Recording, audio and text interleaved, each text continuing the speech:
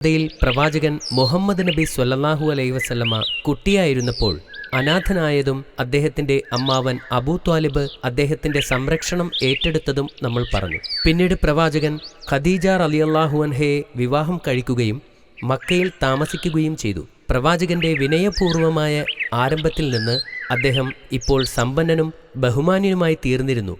ഖദീജ ബീവി റളിയല്ലാഹു അൻഹ 3 ആൺമക്കളെയും 4 പെൺമക്കളെയും പ്രസവിച്ചു. എന്നാൽ ആൺകുട്ടികളിൽ ആരും തന്നെ ജീവിച്ചില്ല. എല്ലാവരും ശൈശവത്തിൽ തന്നെ മരിച്ചു.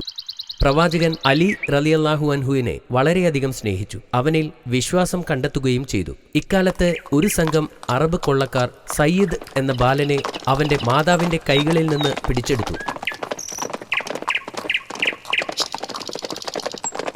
പിന്നീട് കൊള്ളക്കാർ ആ ബാലനെ ഉക്കാസ് എന്ന കമ്പോളത്തിൽ അടിമയായി വിറ്റു. അവനെ വാങ്ങിച്ചത് ഖദീജ ബീവി റളിയല്ലാഹു അൻഹയുടെ ബന്ധുവായിരുന്നു. അദ്ദേഹം അവനെ ഖദീജ ബീവി റളിയല്ലാഹു അൻഹയ്ക്ക് സമ്മാനമായി കൊടുത്തു. ഖദീജ ബീവി റളിയല്ലാഹു അൻഹ അവനെ ഒരു സമ്മാനമായി പ്രവാചകനെ ഏൽപ്പിച്ചു. പ്രവാചകന് സയ്യിദുമായി വളരെ അടുപ്പമുണ്ടായിരുന്നു. അദ്ദേഹം അവനെ പ്രിയപ്പെട്ട എന്നർത്ഥം വരുന്ന അൽ ഹബീബ് എന്ന് പരാമർശിച്ചിരുന്നു. സയ്യിദിനെ മുഹമ്മദ് നബി സ്വല്ലല്ലാഹു അലൈഹി വസല്ലമ തന്റെ ഉപദേഷ്ടാവായി പരിഗണിക്കുകയും അദ്ദേഹത്തിന്റെ പാത പിന്തുടരുകയും ചെയ്തു. അവന് ഒരു ആത്മീയ മനസ്സും പ്രവാചകന്റെ നല്ല ധാർമ്മികതയും ഉണ്ടായിരുന്നു. ഇതിനിടയിൽ സയ്യിദിന്റെ മാതാപിതാക്കൾ തങ്ങളുടെ മകനെ നഷ്ടപ്പെട്ടതിൽ ഇപ്പോഴും ദുഃഖിക്കുന്നുണ്ടായിരുന്നു. അവർ ഓരോ ദിവസവും തങ്ങളുടെ മകനെ തിരിച്ചു കിട്ടാൻ വേണ്ടി പ്രാർത്ഥിച്ചുകൊണ്ടിരുന്നു.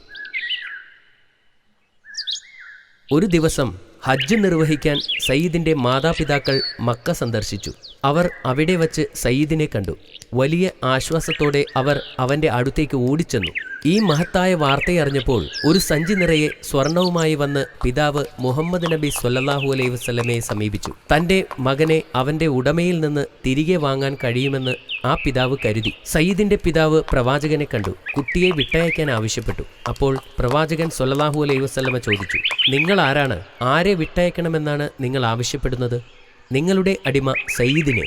പിതാവ് മറുപടി പറഞ്ഞു, നിങ്ങളുടെ മകനെ തിരിച്ചു കിട്ടാൻ ഞാൻ ഒരു വഴി കാണിച്ചു തരാം. സ്വർണം കൊടുക്കാതെ. ആ പിതാവ് അത്ഭുതപ്പെട്ടു. അദ്ദേഹം ചോദിച്ചു, നിങ്ങൾ എന്താണ് സംസാരിക്കുന്നത്? ഞാൻ അവനെ നിങ്ങളുടെ മുൻപിൽ വിളിക്കാം.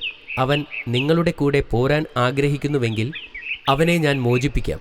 നിങ്ങൾക്ക് അവനെ സന്തോഷത്തോടെ കൊണ്ടുപോകാം. അതിന് നിന്നിൽ നിന്ന് ഞാൻ പണം എടുക്കും. പ്രവാചകൻ തുടർന്നു, പക്ഷേ അവൻ എന്നോടൊപ്പം നിൽക്കാൻ ആഗ്രഹിച്ചാൽ നിങ്ങളോട് കൂടെ പോരുവാൻ ഞാൻ അവനെ നിർബന്ധിക്കുകയില്ല.